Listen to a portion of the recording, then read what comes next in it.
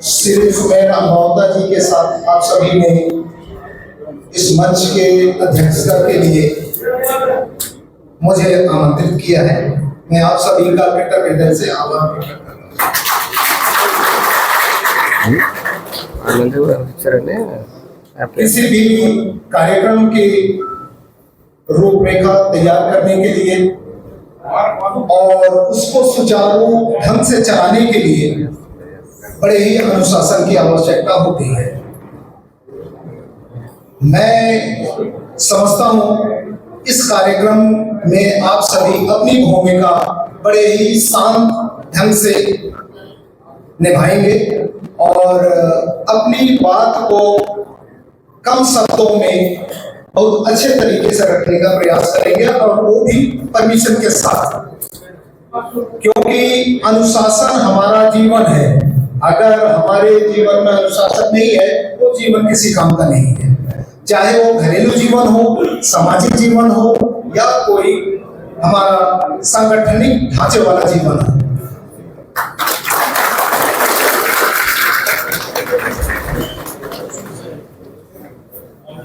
प्रकाश यादव है, महाराष्ट्र पालघर जिला से और सरकारी वकील हूँ वहाँ पे।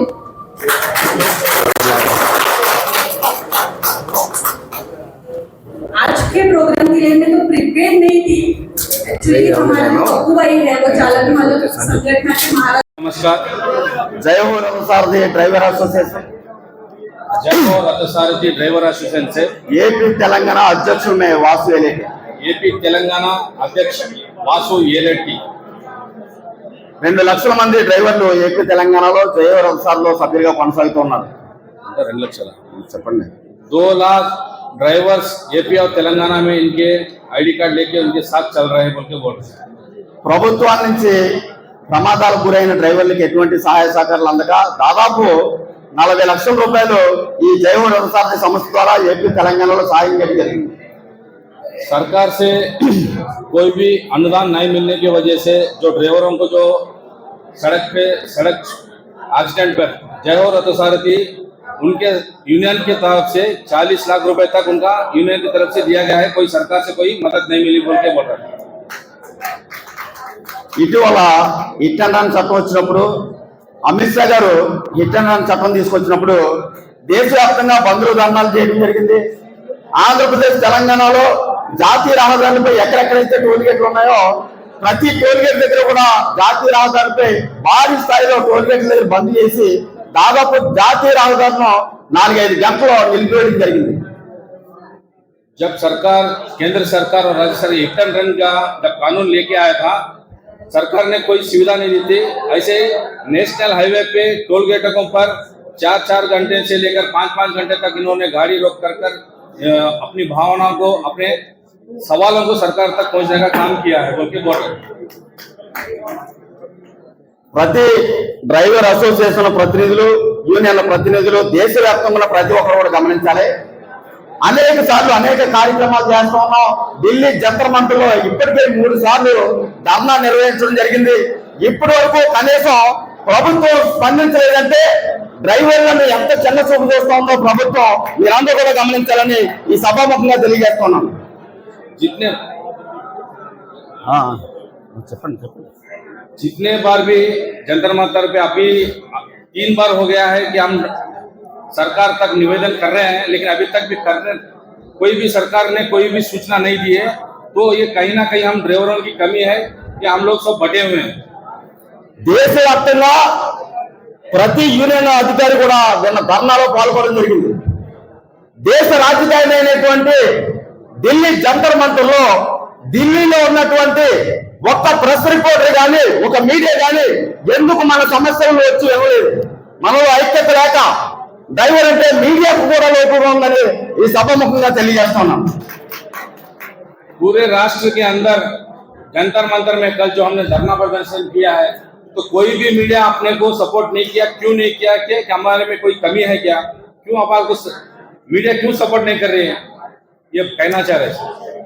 ప్రతి ఒక్క కార్యక్రమాన్ని కూడా మీడియా గొప్పగా చిత్రీకరించి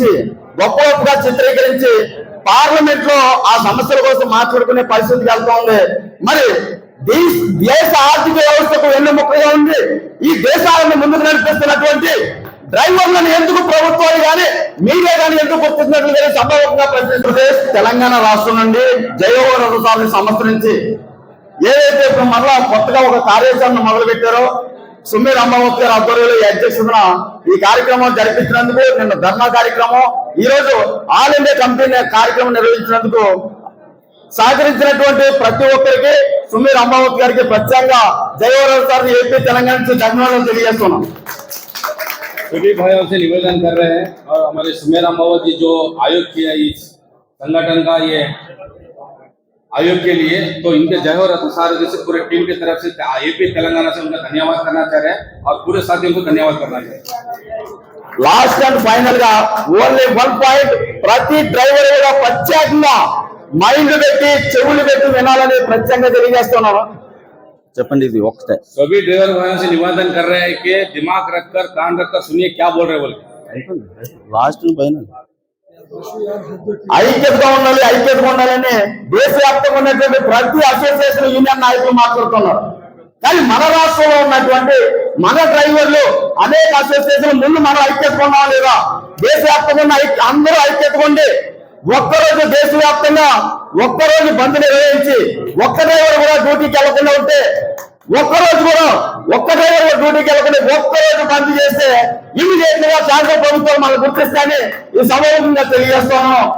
మీరందరూ కూడా ఆ విధంగా సహకరించాలని, ఏదైతే నేషనల్ కమిటీ నేను చెప్పినటువంటి ఒక్కరోజు బంద్ చేయడానికి అన్ని రాష్ట్రాలను సిద్ధం చేస్తారో ఆ కమిటీకి 2 తెలుగు రాష్ట్రాల నుంచి డ్రైవర్ సభ్యులు మా వద్ద సపోర్ట్ అందిస్తారని, మా మతం ప్రయోగిస్తామని ఈ సభాముఖంగా తెలియజేస్తూ సెలవు తీసుకుంటున్నాను.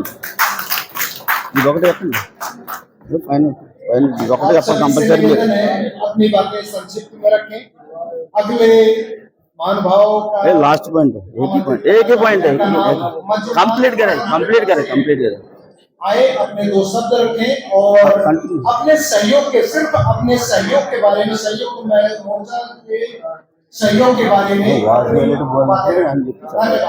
श्री मंजुनाथ क्या बोला है, पूरे भारत देश के ड्राइवर वासी के जो बोले थे एक दिन बंद करेगा तो पूरा सरकार को पता चलेगा कि हम क्यों जुड़ रहे बोल के, इनके तरफ से आपके लिए बोल रहे हैं. हमारा ऑलरेडी बातचीत हुआ है सर, जो आप कर रहे हो काम के लिए हम लोग सहयोग देगा. कर्नाटक ड्राइवर संघ और तेलंगाना आपका साथ देगा. थैंक यू सुमर भाई.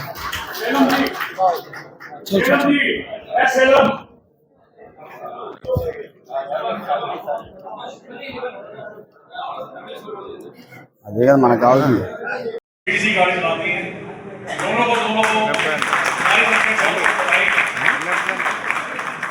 मैं आप दोनों से चाहता हूँ आप 2 शब्द जरूर रखें कि इस साथी समाज से जुड़ने का जो असली जो मकसद है उसके बारे में 2 शब्द जरूर कहें.